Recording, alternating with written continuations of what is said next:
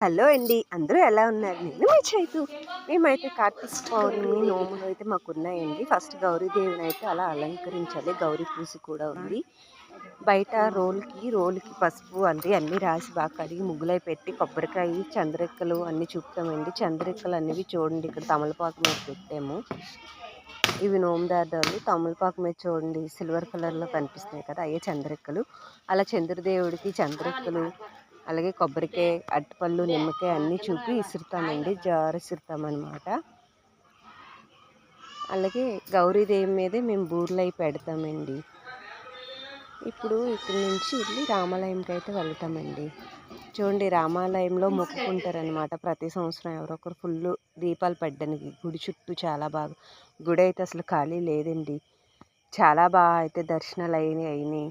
ఈ వీడియో కనుక మీకు నచ్చినట్లయితే లైక్ చేసి సబ్స్క్రైబ్. ఈ వీడియోకి